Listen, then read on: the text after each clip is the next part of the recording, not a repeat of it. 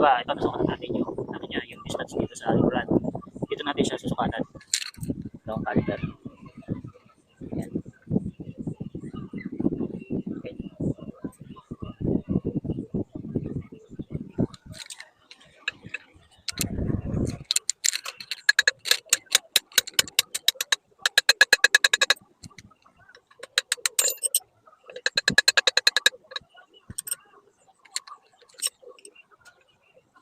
Ito kasi may tanda dito guys, kaya hindi natin siya ipapasok dito una. Dito natin siya papasukin sa unahan.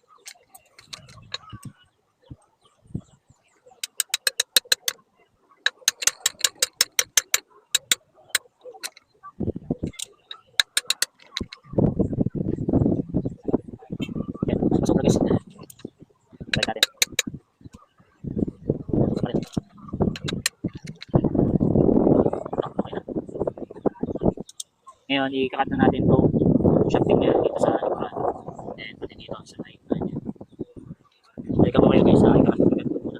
Yan guys, ito. Guys, naputol ko na yung shafting na nilagyan natin sa likuran.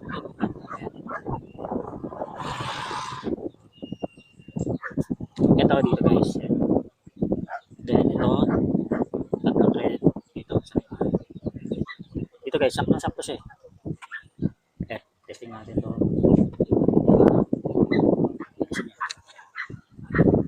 Yan yung kita naman sa kanya guys.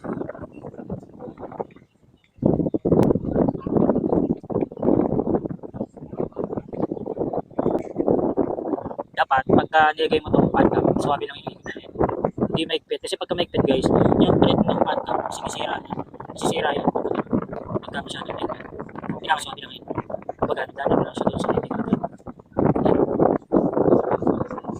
Sasakit ko yung maigpit niya guys. Ayan, sa gitna. Ikutan natin yung likuran niya. Then, sakto lang guys. Lalo na pagka may pin na yan. Marunong siya ng konti. Okay yung natin guys. Kasi bakal sa bakal yan guys.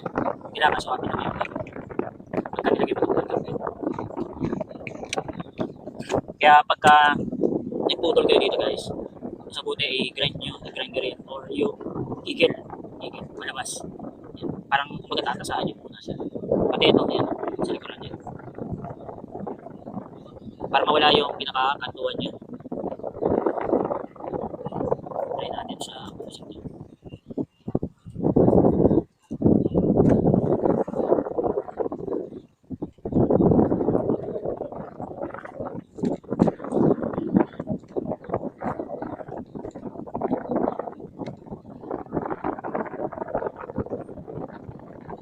Yan guys, ay pumasok. Pagka ganyan, lihain natin siya ng 1,000 or 2,000 na niya para tuminis siya. Try mo natin guys. Lihain natin.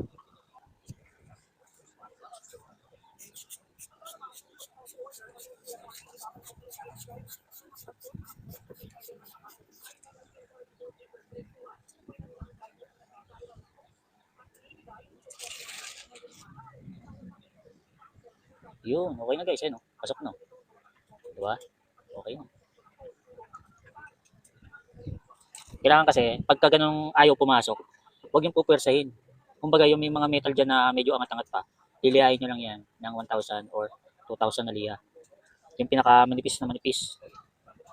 Kasi once na pinasok mo yan, kumbaga pag may harang dyan, pagka pinasok mo, kumbaga guguhit yun dito sa may pinaka-busing niya. Sisirain yan, busing.